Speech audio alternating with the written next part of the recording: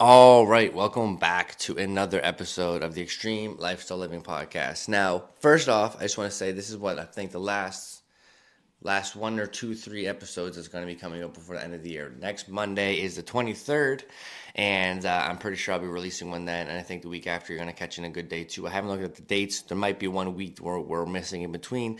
We don't know yet, but my God, is it crazy to see that 2024 is coming to an end already? And I feel like for me personally, this has been the most fruitful, most abundant year I've ever had to date. I think I learned the most about myself, cemented the most about myself. I think I've learned so much about my business, how to run a business, what I need to focus on and make it a longevity thing because, I want to be able to do this for the rest of my life.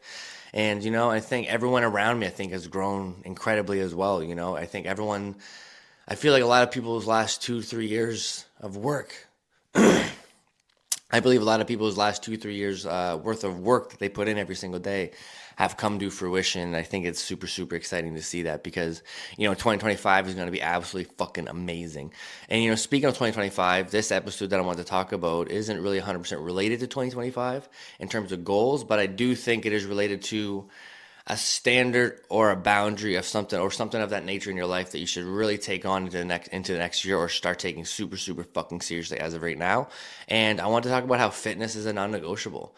And a lot of us have talked about this before. I've said this many many many times again, but one of the biggest things I like to take pride on in terms of these episodes, these podcast episodes, and leading by example is the fact that I do lead by example. I speak about how I'm feeling. I talk about what I'm doing to handle those emotions and things like this. And, I think a lot of you guys resonate with that. And that's actually how I've built my business and my community and worked with everyone on one-on-one is, the fact that we resonate with each other. You guys look at me as an authority within a degree of these topics. And, I'm forever grateful for that. But the biggest thing right now is this last past year, I've proven to myself that all my methods of the madness work for fitness. Regulating your hormones, regulating your stress, regulating your pain, making sure you're not in pain, making sure you can build muscle, shred fat, and get a healthy relationship with food. And I've been working so long and so obsessed with this entire topic because I was with so many doctors and so many different avenues of my life told me that I couldn't do certain things because of certain stressors, and it was just like I didn't believe it. And I think so many things came to light this year that it gave me so much confidence and so much reassurance that I knew I was always on the right path. And a lot of you guys can relate to just showing up and building a life that you sometimes you really don't know if it's ever going to work out. And I think there's a lot to be said about that, taking those types of risks, because if people around you don't take those risks, you don't really relate to them, nor do you fucking really want to, because they're not your type of people. You don't want to live and just kind of go through the emotions and things like this. So what I'm trying to say is the biggest thing I'm cementing as a standard in my life is fitness as a non-negotiable. If you don't work out routinely, you don't take your nutrition half-fast seriously, and I at least know where you're at, I don't really want you around in my life. And I'm drawing the line in the sand there. And I'm a firm believer of cementing that in the sand and saying this is exactly where the line's drawn is okay. And the biggest thing I'm drawing this from is I just turned 30 this year, and I made a joke with Emma the other day because I'm always running up to her, giving her all of her omega-3s, and we take a bunch of other multivitamins and just micronutrients and stuff. And I want to make sure we're trying to live until we're 130, 150. And I'm not gonna say it's not possible or not possible or possible, whatever the hell you want to say. But I just know there is proven science and things with health and longevity that we can fucking make it a top priority. And 80% of that base is just working the fuck out, going to the gym, building muscles. And the fact that I turned 30 this year, 30 to 40 is the last technical decade you got that's fizzles out pretty quick in terms of energy sources, and near the end 35 to 40 to 40 to 45, lean muscle tissue. This is the last decade to put 100% a big dent into building the foundation of your muscle mass.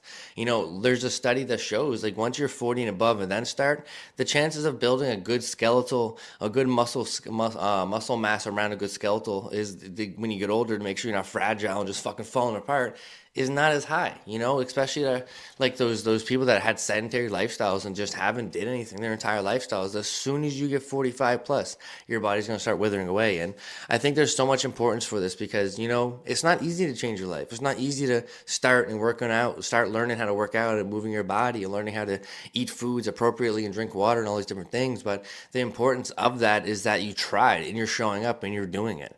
You know, a lot of you guys that are showing up, are changing your life, are making daily commitments that are changing your lives, adding years at the back end, making sure you guys see your great grandkids where other people aren't even focusing on the bare minimum to do that, that you don't even realize it. So when people start to ask you, like, yo, how did you change? Like, what do you do? Like, how did you lose 5 pounds? How did you lose 10 pounds? And once you start like hearing more of that validation, you're going to realize these small things you're doing, the magnitude of the weight of your overall longevity is huge.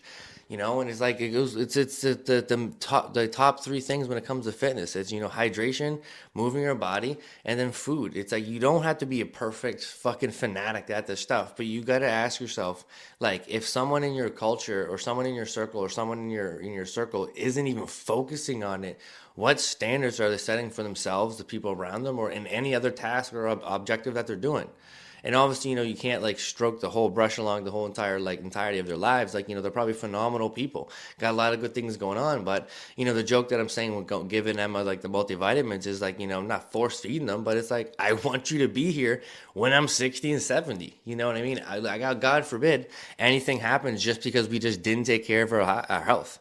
That's what I mean. Moving your body. You don't got to go to the gym 6, 7 times a week. You don't got to be a fucking power lifter. You don't got to do high rocks. You don't got to do hit training. You don't got to do anything crazy. But are you at least doing something to preserve and build muscle mass so when you get older, you can move? I don't know anything about this lady's name or anything off the top of my head, but she goes to Fitness FX, the gym that I go to all the time. And, she's talking, I think she said she was 62 or 67. And I'm like, damn, like I said, Emma, I want to look like that.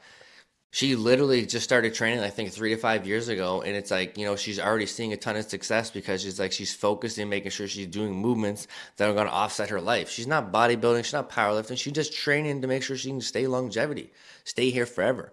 And I think it's so important for you guys to understand that's a huge a standard, because think about it. Like if I'm 30 now, when I turn 40, when I turn 50, it's like the people that are around you right now are they going to be the ones, I mean, in a picture perfect world, the ones that are around you then, your circle, your people. So it's like, it's about holding each other to a higher standard.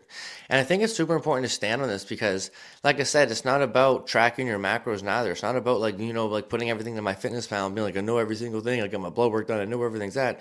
It's just about like, are you at least eating? How many of you guys just get up or had a time in your life you just got up and left the house, didn't even drink water, did nothing, pound coffee into you, then just kind of ate snacks and takeout and all this different stuff? It's like, yeah, sure, that's not maybe not labeled as unhealthy, like as obese and all these different things, but you have to understand it's going to have an impact, and it is having the impact. And that's why you see some people that are 30 and you're like, Jesus Christ, bro, you look like you're 45. That's why some people you see that are 38 and they're like, holy shit, you look like you're 27. And it's because of all these little magnitudes of factors, right? And I think, I think in 2025, you guys should really take this serious, like 1000% serious, because it's, man, like I said, 2024 has been such a big year, and it's so crazy that's coming to an end. And man, the biggest thing that I can attest to all of my success, like every single bit of my success, from mental success, physical success, like like the business, financial success, being able to like start our own career and stuff like that. Like there's so many different avenues of it that it's just like absolutely outstanding to see that fitness has been the fucking foreground of it. The fitness has been the lay of the land the entire time. No matter what period of my life, I was moving my body 3 to 6 times a week. I was focusing on food from the manner of either enjoying it to offset working hard towards something, or working towards something and like being really strict on it and not having anything off plan and everything in between. And and I think, again, it's not about so much what you're doing in those stages. It's just, are you committed, and is these people around you committed to it at all in these stages? Same thing when it comes to water and just general step goals and things like this. Like heart attack is one of the biggest diseases or health aspects that kill a lot of people as well. And heart disease and heart attacks and all these different things, a lot of it stems from just not being regulated from physical standpoints. Your heart's not withstanding things. So as you get older, it doesn't have the support that it needs, and all these different things. And I could go on, the science behind many things for like a long, long time, because it's like, I think, spent a long time going down the rabbit holes of like learning about the research and the science and all these things, because like with anxiety, I like realism and factual based information, so I can kind of build my confidence around. But I think, like I said, like it's fitness just has to be a non-negotiable. And it's like, however you see fit is just the one that resonates with you. Like literally, you can go bouldering, you can go to Spinco, you can like whatever it is, move your body. Like it doesn't matter what the fuck it is. Like just make sure the people around you are committed to moving your body. My great grandmother, this is so funny because my great grandmother, like we never had a great relationship. She passed away, I think, this year, and like I haven't seen her 15, 20 years. But she always walked like 2 or 3 times a day. Like every single person, like even her obituary said, like she walked 2 or 3 times around the neighborhood. And something as simple as that is like so important because the way that it accumulates throughout the course of your life is everything.